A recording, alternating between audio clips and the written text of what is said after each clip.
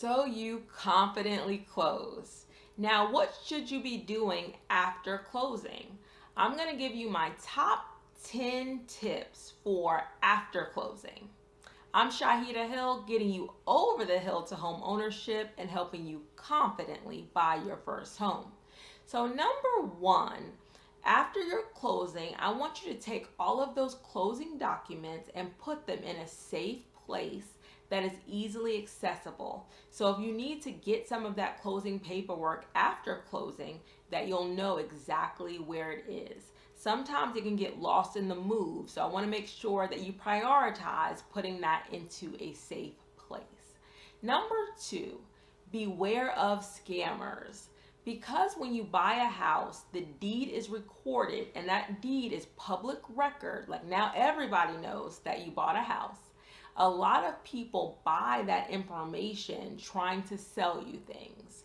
So first, I want you to be on the lookout for companies that mail you items trying to sell you a copy of your deed.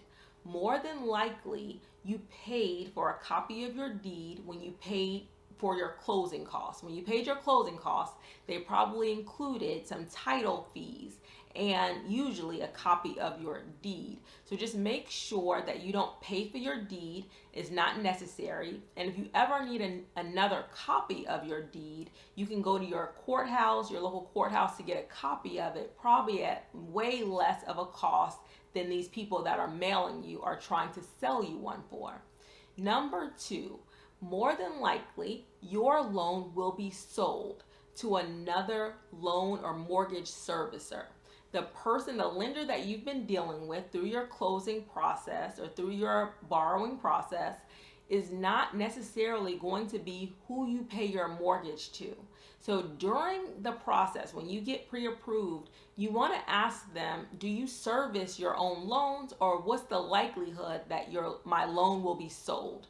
More than likely, you'll find that a lot of them sell their loan servicing, and they don't service your loan or your mortgage in-house.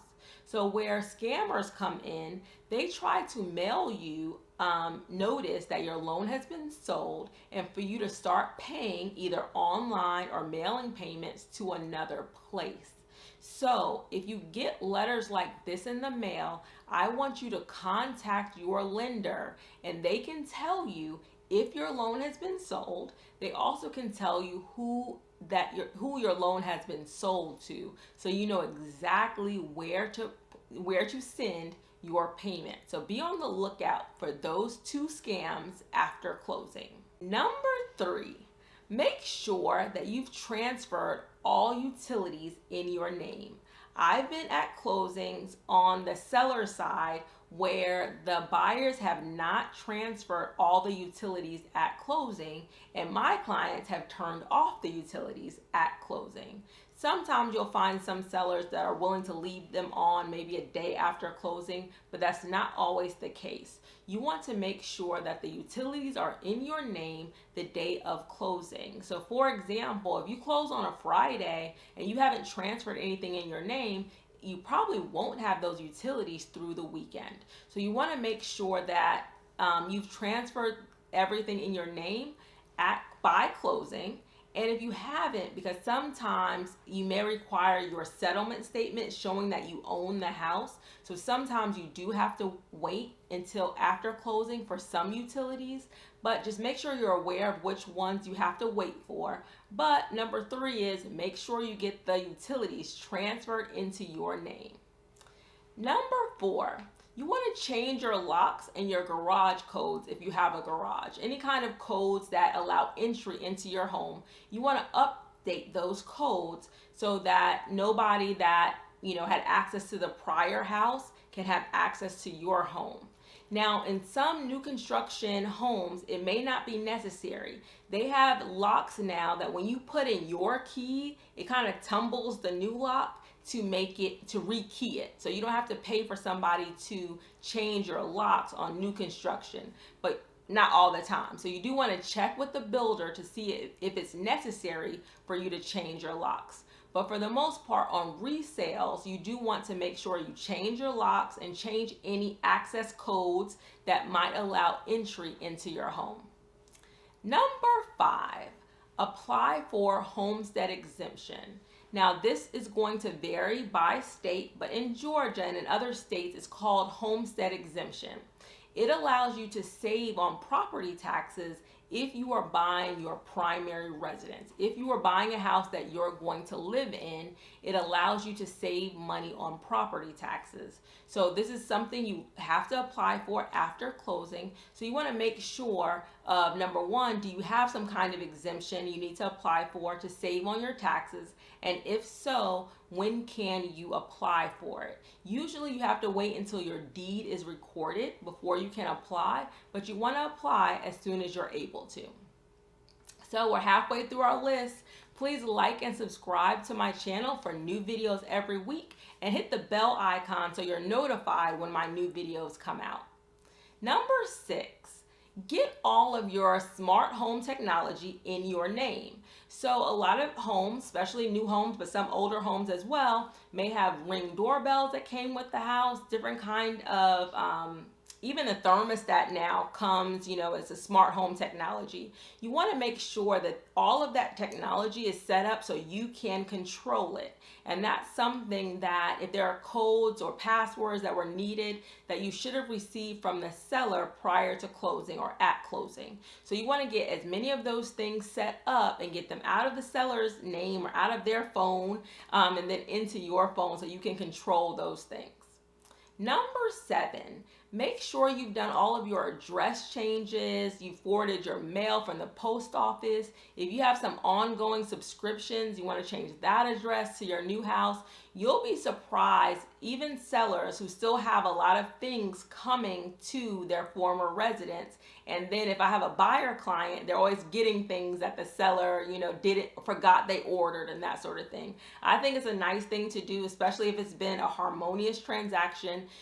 So you don't always have to go through your agents if the seller and the buyer want to exchange information, just in case they want to call or you get a package, that sort of thing. If you don't feel comfortable, you're always, you can go through your agents for communication. The seller's agent, buyer's agent can still communicate after closing to make sure you get some of your personal items that might be delivered to your old address.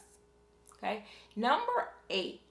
It may be a good idea now that you're a homeowner to make sure you have money set aside for your home maintenance items. So you want to maybe open a savings account, put some money in there, and make it a habit of putting money in there. So if you do need money for home repairs, and you will at some point, you have that money aside from your other, your checking accounts or other savings accounts. You could open an account just for home maintenance items. Number 9. Update. If you're moving out of your city, out of your state, you want to make sure you update your driver's license, maybe your car tag, your car registration, that you register to vote in your area. So you want to make sure anything you need to update, that is updated for your new address. So when it's time to vote, you know where to vote. When it's time for you to use your license for different things, your license is updated with your new state or new city or your new address. And number 10 is you likely did a home inspection if you watch my videos, you did a home inspection while you were buying the house. And the seller may have not addressed everything on the home inspection. So you still may have some items that are outstanding that are still important to you. It might be a good idea to schedule some of those things to be completed after closing. And this is my little bonus, my last thing.